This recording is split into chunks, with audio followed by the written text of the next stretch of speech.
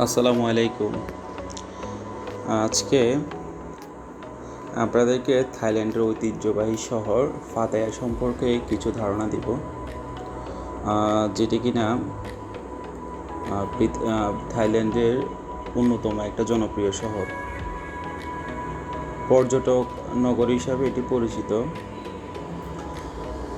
এটি থাইল্যান্ডের পূর্বে উপকূলে অবস্থিত এবং সমুদ্র সৈকত, আধুনিক নগর জীবনযাপন, বিনোদন ও বৈচিত্র্যময় সংস্কৃতির জন্য বিশ্বব্যাপী পরিচিতি। এখানে প্রতি বছর বিশ্বের বিভিন্ন দেশ থেকে লক্ষ লক্ষ পর্যটক পাতায়া ভ্রমণের উদ্দেশ্যে আসে। শহরটি যেমন আধুনিকতার ছোঁয়ায় সমৃদ্ধ, তেমন এর মধ্যে রয়েছে কিছু থাই ঐতিহ্য ও সংস্কৃতির অনন্য মেলবন্ধন। এখানে যদি বলি, মানুষের জীবনযাপন যেমন পাতায়া মানুষের অধিকাংশ মানুষই হোটেল, রেস্টুরেন্ট, শপিং সেন্টার, পরিবহন ও বিনোদন খাতে কাজ করে তাদের জীবিকা নির্বাহ করে। শহরটির জীবনধারায় বেশ ব্যস্ত ও আধুনিক। এখানে দিনরাত উভয় সময়ে শহরটি প্রাণচঞ্চল থাকে। স্থানীয় থাই জনগণ সাধারণ, শান্ত ও ভদ্র, অতিথিপরায়ণ। পর্যটকদের প্রতি তাদের আচরণ আন্তরিক হওয়ায় বিদেশিদের কাছে পাতায়া আরও আকর্ষণীয় হয়ে উঠেছে।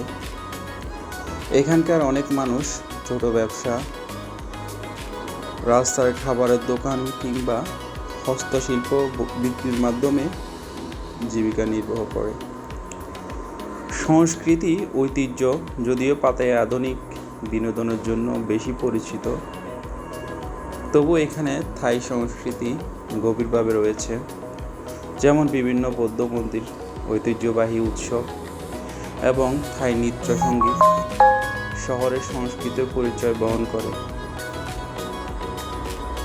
থাইল্যান্ডে ধর্মীয় ও সামাজিক মূল্যবোধ এখানকার মানুষের দৈনন্দিন জীবনে গুরুত্বপূর্ণ ভূমিকা পালন করে।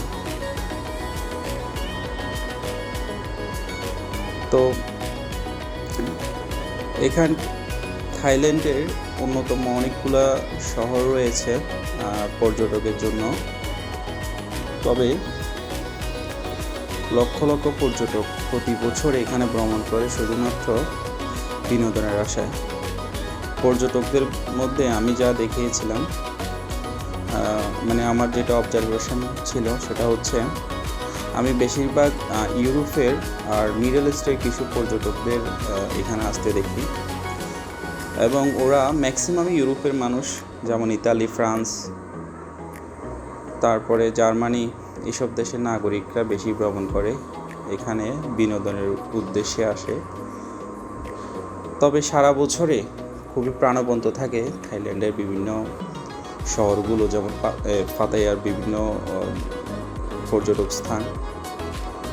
তবে ওখানকার জনপদ, তারপরও থাই নাগরিকরা খুবই ভদ্র, নম্র, আপনার সাথে খুব ভালো ব্যবহার করবে। ওরা এই পরোপকারী। আপনার যদি কোনো সাহায্যর প্রয়োজন হয়, ওদের কাছে বলা মাত্র আপনি সাথে সাথে ওই কাঙ্ক্ষিত সাহায্য পেয়ে যাবেন। তবে এখানকার অনেক বাঙালি রেস্তোরাঁ রয়েছে, যেখানে আপনি বাংলা খাবার পাবেন। তবে এই থাইল্যান্ডের ব্যস্ততম কিছু মন্দির আছে, বৌদ্ধ মন্দির। ওখানকার ওদের মেইনলি যেটা হচ্ছে যে, স্থানীয় যারা থাই জনগণ আছে, ওরা এখানে বেশিরভাগই ওদের ধর্মীয় যে অনুশাসন, যে কালচার, রীতি রেওয়াজ, সব কিছু এখানে পালন করে থাকে। আবার আমি বিভিন্ন রাস্তার মাঝখানে অথবা আশেপাশে দেখেছিলাম ওদের যে হস্তশিল্পর মাধ্যমে ওদের বেশিরভাগ থাই মহিলাদেরকে দেখেছিলাম, যেগুলা বয়সুদ্ধ 40-45-এর বেশি হবে। ওরা বিভিন্ন জীবিকার তাগিদে হস্তশিল্প অথবা হোটেল রেস্তোরাঁ এগুলা নিয়ে ওরা ব্যস্ত। তবে আবার কিছু কিছু জায়গায় দেখেছি ওদের বিভিন্ন যেমন থাই, ওদের কিছু ট্র্যাডিশনাল থাই মাসাজ সেন্টার রয়েছে, যেগুলা রাস্তার পাশেই থাকে। ওখানে দেখলাম বিভিন্ন যারা পর্যটকরা যায় ওখান থেকে ওদের সার্ভিসগুলো নেয়। তবে ওগুলা খুবই মনোমুগ্ধকর। ওদের যারা ট্রেডিশনালি এই মাসাজ সেন্টারগুলো চালায় তাদের বেশিরভাগই মধ্যবয়সী, খুবই ভালো, ওদের বিহেভিয়ার খুবই ভালো। আর যে নমনীয়তা, যে ভদ্রতা, সেটা অনেক ভালো। তবে যারা এখনও দেশের ভ্রমণ করেন নাই,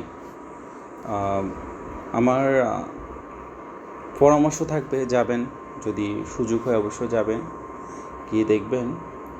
আসলে আমরা যারা বিশ্বের বিভিন্ন দেশে ভ্রমণের উদ্দেশ্যে যাই, তারা এই যে বিভিন্ন ওদের সংস্কৃতি, কালচার, এদের সাথে পরিচিত হওয়ার চেষ্টা করি।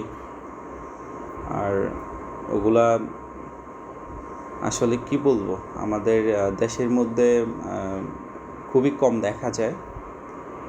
তবে বেশিরভাগে আপনি ওদের ঐতিহ্য, আরেকটা হচ্ছে থাই নৃত্যসঙ্গীত, যেটা ওদের রাত্রে অথবা রাত্রে পরে ওদের ওই শহরে আপনি দেখতে পাবেন। আরেকটা কথা হচ্ছে যে আপনি যদি বিনোদনের উদ্দেশ্যে যে কোনো দেশেই যান, আপনাকে অবশ্যই ভ্রমণ করতে হবে। ভ্রমণের বিকল্প নেই। কালচার, শিষ্টাচার, আচার, এগুলো ওই দেশ থেকেই পাবেন। চেষ্টা করি আমি বিভিন্ন ধরনের ওদের যে সংস্কৃতিগুলো আপনাদের সামনে উপস্থাপন করার। জানি না কতটুকু পেরেছি, তারপরেও আপনাদের যদি ভালোবাসা পাই, তাহলে পরবর্তীতে যে ভিডিওগুলো আপলোড করব, এখানে আরও ভালো কিছু দেওয়ার চেষ্টা করব। আশা করি আপনারা সবাই দেখবেন, ভালো লাগবে। আমি হয়তো প্রফেশনাল কেউ না, মনের আনন্দে এগুলা ছাড়তেছি। ভালো থাকবেন, ধন্যবাদ।